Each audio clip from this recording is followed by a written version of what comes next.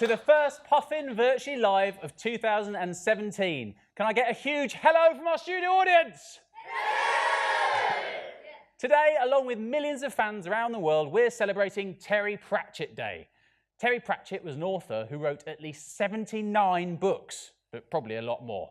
And to begin, I'm going to tell you about a world that he invented. So, dim the lights, please. Now, all of you, I want to shut your eyes. And you in the classroom as well, yeah? Shut your eyes, I'm talking to you. Everyone got their eyes shut? Now, imagine our world, except not as a globe, but flat, like a disc or a pancake. Now, imagine that flat disc carried by 4 elephants. Then imagine these elephants standing on the shell of an enormous turtle that's floating through space. You doing it? Well, open your eyes and you can see it on your screens. That is Terry Pratchett's Discworld. It's a magical place where wizards, trolls and witches live, and they have to be careful not to fall off the edge. Now today, you are going to create your own imaginary world where anything can happen, and we'll add your ideas to the map as we go. To help us come up with ideas, we've got a very special guest here today. He was Terry's best friend and right-hand man. Please put your hands together for Rob Wilkins. Good to meet you. Good to meet you, Rob. So, how did you get to know Terry? I was working for him as his assistant. When I was a wee lad, I knew him for all of those years, and we just became really good friends. So you were a fan of his, and then you ended up actually working for him? Oh, I was a huge fan of his. I read everything that he did. Everything I could get my hands on, I read of Terry's. I'm a massive fan. Dream job. Absolutely, it really was. So when did Terry start writing? Oh, Terry started writing when he was at school. He actually started writing for a piece for his school magazine, and he got 20 out of 20, and it was the first time that he'd ever really got a good mark at school. And he made his friends laugh, and when he realised that he could make his friends laugh, he thought, well, do you know, I can make a living out of this, making other people laugh, and that's what he did. Never too early to start. Now, I've got a question here from Harrier School. Hello, Harrier School. How long did it take Terry to write a story? Wow, good question. Terry was writing all the time, so it's difficult to say when he started and when the story finished. But really, there was always a story on the go. So it took about a year, but when Terry got to a certain point in the book, and he was happy with where it was going, he'd start another one, because that was the part of the book that he really liked. So when there was a good, fresh idea, that's when he was happiest. So he was sometimes writing 2 books at the same time? No, he was sometimes writing 3 books or more. Wow. Was Terry what you would call a workaholic? Yes, yeah. He really was. Now, today's show is all about just one of Terry's books, The We Free Men. Now, for anyone who hasn't read it, could you tell us about its hero, Tiffany Aching? Yes, yeah. Tiffany's a 9-year-old girl when we first meet her, and she actually lives and works on her parents' farm, and she's just a normal girl, but she's got a very special granny who is a witch, and Tiffany wants to become a witch. And that's what happens. And whereabouts does she live? They live on the chalk. It's ancient land, so little tiny creatures that died when all of this was underwater eventually get compressed and compressed and compressed, and that becomes chalk, and Tiffany lives on the chalk. In fact, her name actually means land under wave in Gaelic, so she's ingrained into the chalk, and that's her world. And is where she lived based on a real place? Yes, yeah, it's actually based where we live and work, the Chalk Valley, just outside Salisbury in Wiltshire. Ah, right, so there's a good idea, you see. You can use the landscapes around you to invent new places. So think about where you live, or maybe something you walk past on the way to school, and make it magical. And to any tweeting teachers out there, you can tweet Puffin Books using hashtag Terry Pratchett Day to share your ideas and see your school shout-outs on the screen. Now, I've got a question for you. Have you ever wondered how a book is made? Well, wonder no more, because you're about to find out. Tiffany Aching, from cover design to the printer to the bookshop. OK, everyone, be honest now. Have you ever judged a book by its cover? It's OK. Everybody does it, even though they say you shouldn't. That's why the people at Puffin Books, they're the publisher, spend ages deciding what to go on the front cover. And now you're going to get a look behind the scenes. This year, the Tiffany Aching books are having a makeover. Everybody at Puffin Books really liked the illustrations by Laura Ellen Anderson. So then they asked her to draw and colour in Tiffany again, and again, and again, to make sure it was just right. Here is her brilliant work in progress, from first sketch to final cover. She had to make Tiffany grow up a little more on each new book. In The We Free Men, Tiffany is 9 years old, but by the final book in the series, The Shepherd's Crown, she's 18. Once the cover's been chosen, the book has been written, and everything checked for spelling mistakes, it's sent to the printing factory.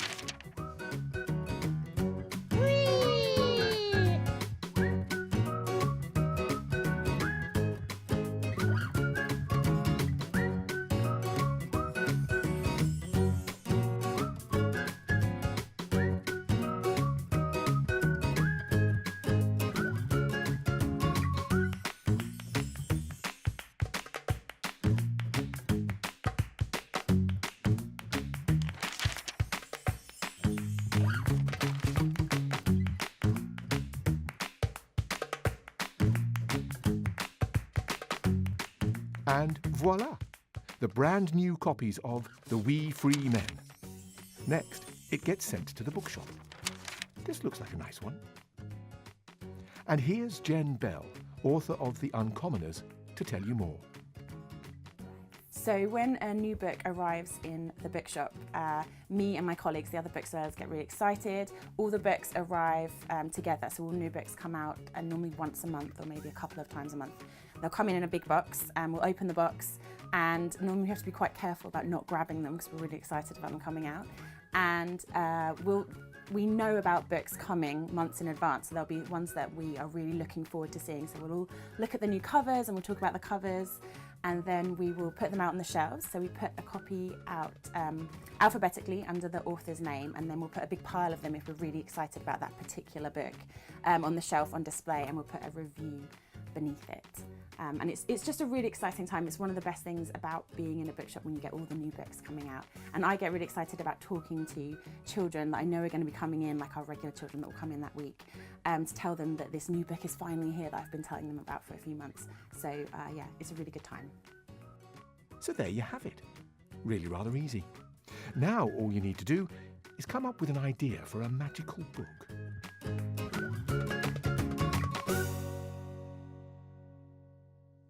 You've got an idea in your brain, scribble it down, and one day it might end up in a bookshop.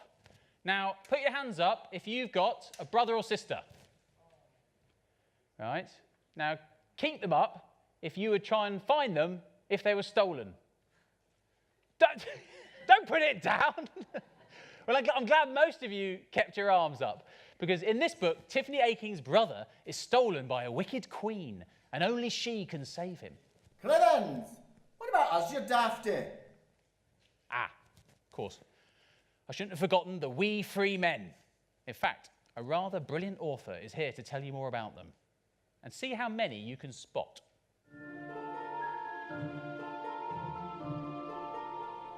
They were all about 6 inches tall and mostly coloured blue, though it was hard to know if that was the actual colour of their skins or just the dye from their tattoos, which covered every inch that wasn't covered in red hair. They wore short kilts, and some wore other bits of clothing too, like skinny waistcoats. A few of them wore rabbit or rat skulls on their heads as a sort of helmet. And every single one of them carried, slung across his back, a sword nearly as big as he was. However, what Tiffany noticed more than anything else was, they were afraid of her. Mostly they were looking at their own feet, which was no errand for the faint-hearted because their feet were large, dirty, and half tied up with animal skins to make some very bad shoes. None of them wanted to look her in the eye. "You were the people who filled the water buckets," she said. There was a lot of foot shuffling and coughing and a chorus of, "Aye."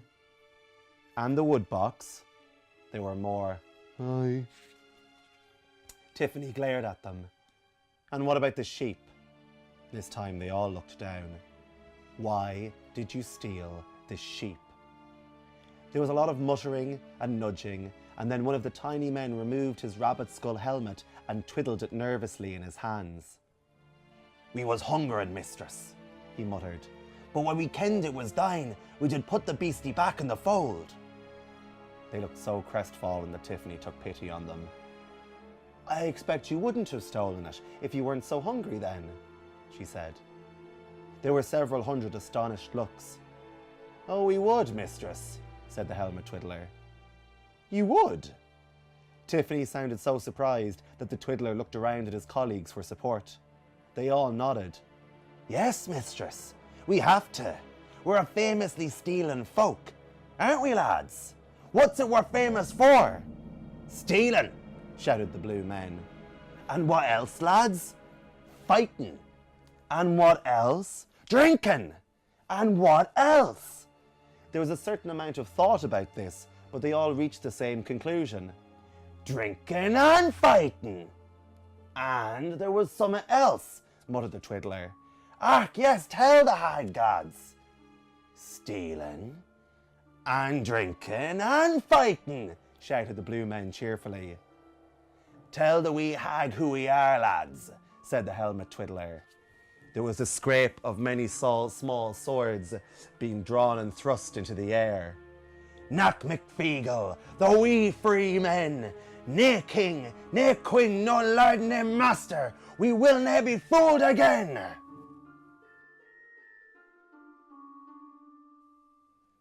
And a big thank you to a very blue Dave Rudden. You'll be hearing more from him later. Now, how many wee free men did you spot round the side of the screen? Shout out. 9. 9? 10. 10? 9. 10. There was 10 wee free men. Well done, those who got it right. Now, this is a question from Lukaya International School in the Bahamas for you, Rob. What inspired Terry to write The Wee Free Men? Another really good question. Well, we left our office one lunchtime. We went out onto a field that we call Crotts. It's just a little field beside the office. We were eating our sandwiches, our packed lunch, and Terry thought out of the corner of his eye he could actually see a flash of blue, and we started talking about pixies and fairy folk, and I think they were born on that day. Oh, right. So is that what they are, the Wee Free Men? They're pixies? They're more peskies than pixies, to be honest. And was there anything else that inspired him? Yes, yeah. He'd seen, we'd been to the Tate Gallery, and there's a painting, a very famous painting called The Fairy Fella's Masterstroke by Richard Dadd.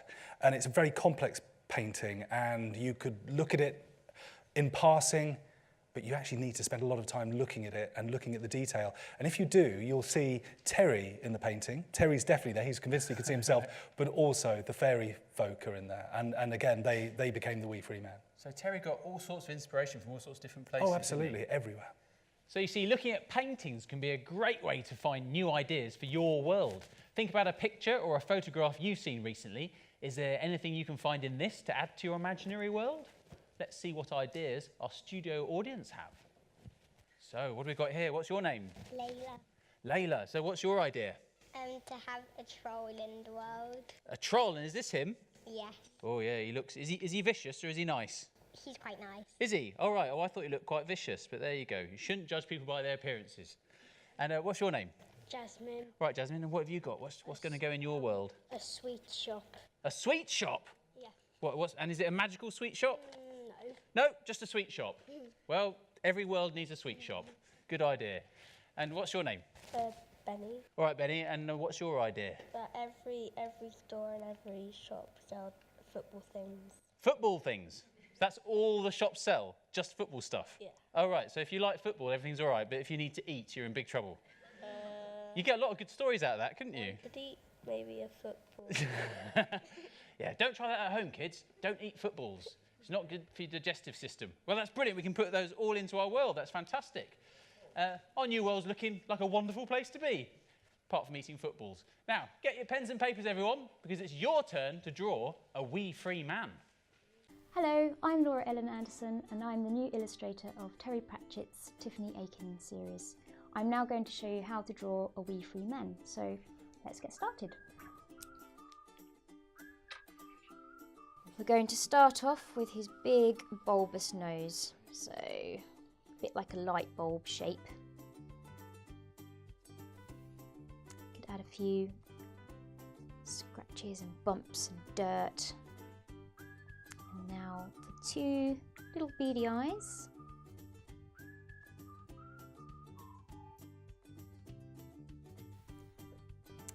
Now we're going to add a big bushy moustache. You can have lots of fun with the beard and the hair, be big and messy and scraggly, little dashes of dirt. Now we're going to add his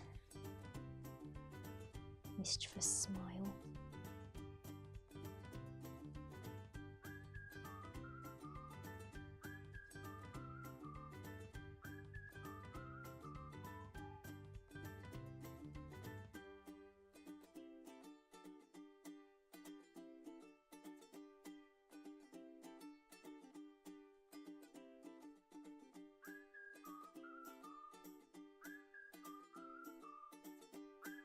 Now for one of my favourite parts, the beard. So I like to add a few braids into the beard.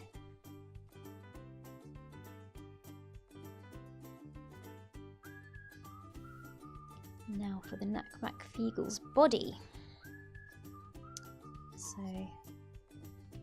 I like to make the hands and the feet big and chunky, because even though the characters are very small, they're very strong.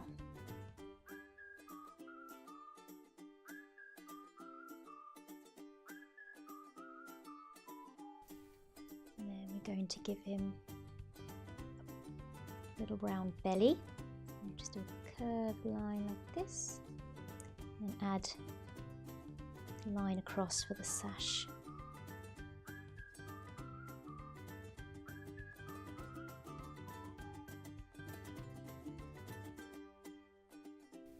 Now for the kilt, just like a little skirt.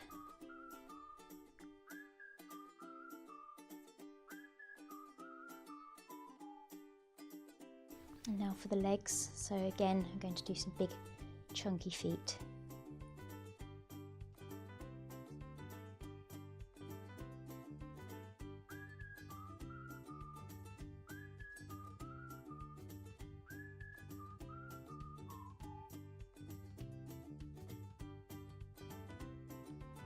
And then some of the Nakmakfi will carry around this sword, so we can add sword to this guy.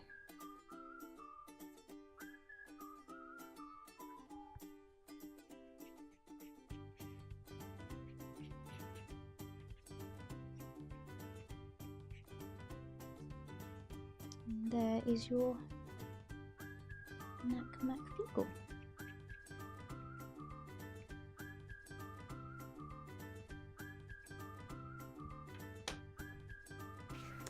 And that is how you draw a wee free man. I hope you had fun, and how did your drawing turn out? So there we go. Now let's see everybody's pictures of the wee free men. Let's have a look. Oh yes. Oh, that's good, yeah.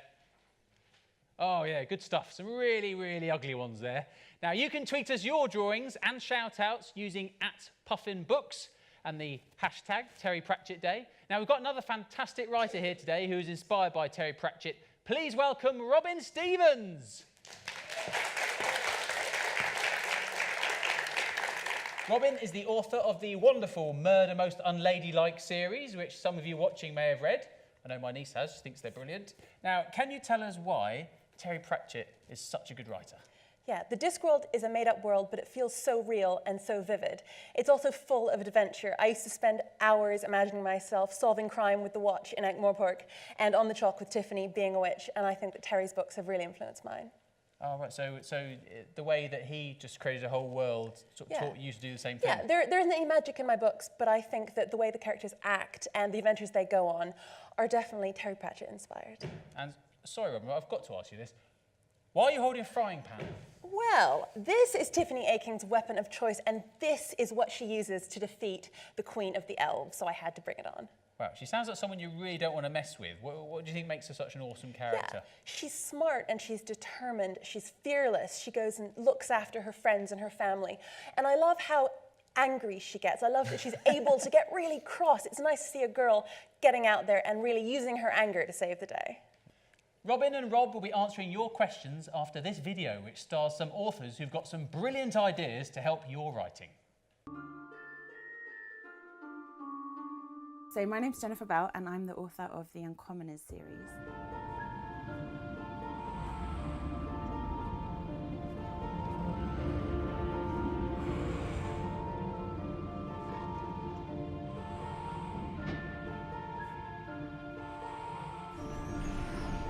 And the first one in the series is called The Crooked Sixpence, and that was published in 2016. And the second one, The Smoking Hourglass, is going to be published in 2017.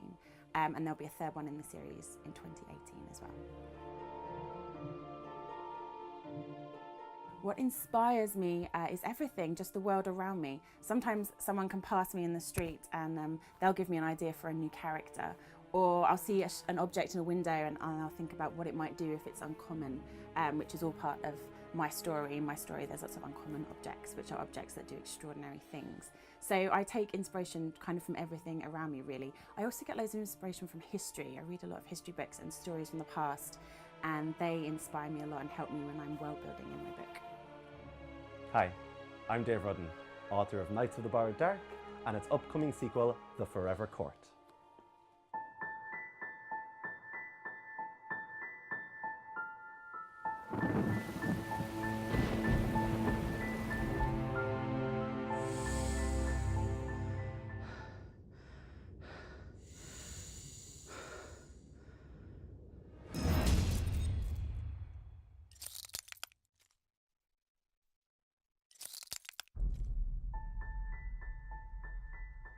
Pratchett was a huge inspiration for me because he manages to oscillate between some of the wisest, most beautiful thoughts on everything to the scariest, most horrific kind of monsters to just being really, really funny. Like, he's pretty much the most casual genius I've ever read in my life.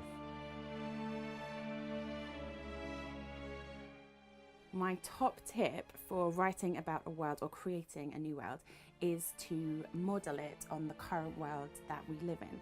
So if you're creating a new world, it needs to have a set of rules just like our world does. And you might want to think about how people in that new world travel, how they communicate, who's in charge in that new world, who the leaders are, how do people make their money, what do they do for a living, what kind of houses do they live in, what kind of food do they eat, what kind of drinks do they drink, all those kind of things.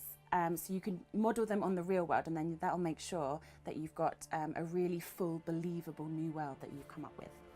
My top tip for creating a world of your own is treat it like a house. I swear, this makes sense.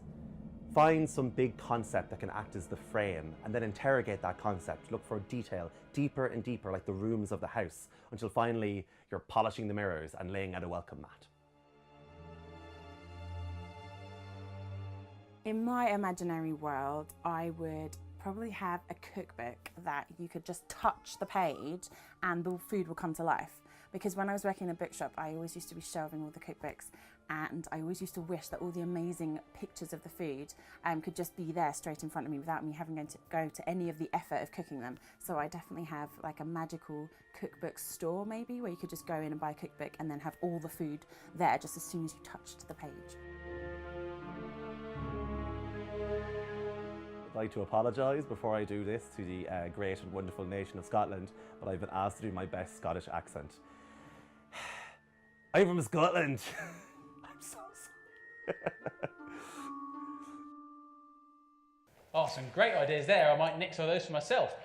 And all the other schools out there, like Holy Cross and Kings Meadow Primary, I hope you were listening, because you can try some of them out after the show. And who knows, this time next year, you could be on Puffin virtually live talking about your new book. Now, time for some of your questions. Rob, I've got one from Aberstone Library, and they want to know, why did Terry wear that hat?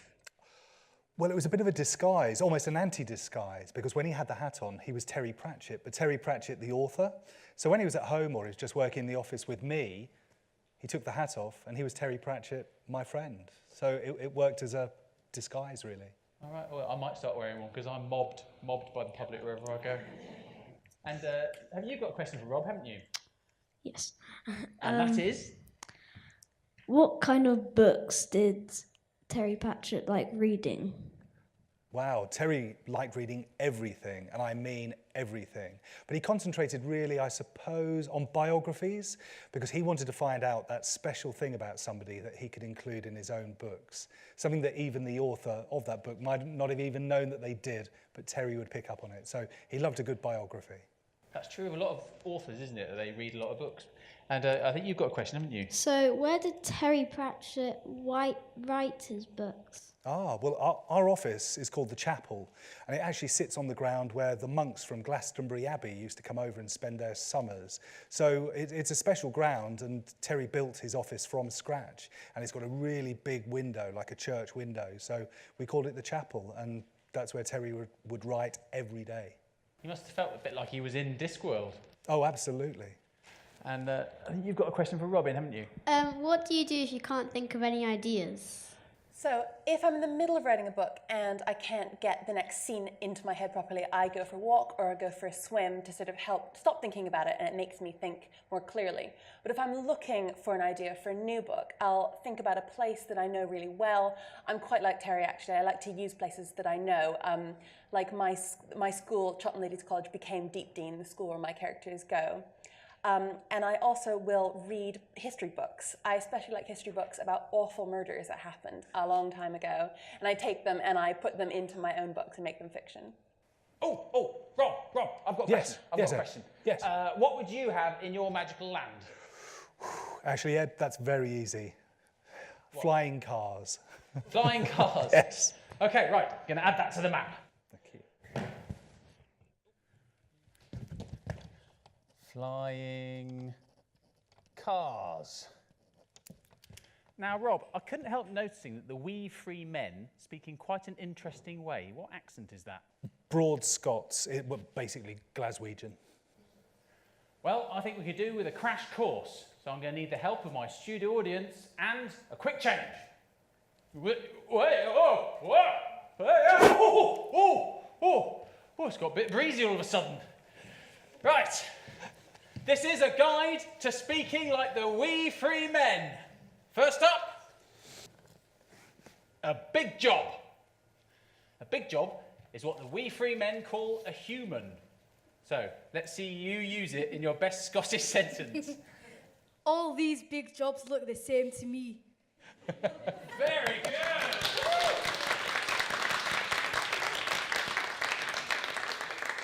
Oh, it was like there was a real Scottish man in the room. Okay. Next up, a hag. A hag is what we free men call a witch. You ready? Oh, Crivens, it's all very well saying find the hag, but what should we be looking for? Again, pretty good. Okay, and lastly, a gonagle. A gonagle is a war poet who can make enemies' ears explode when they blow their mouse pipes, which are like bagpipes made from mouse skin. Sounds very labour intensive. Right, let's go. Oh no, the gonagle is coming.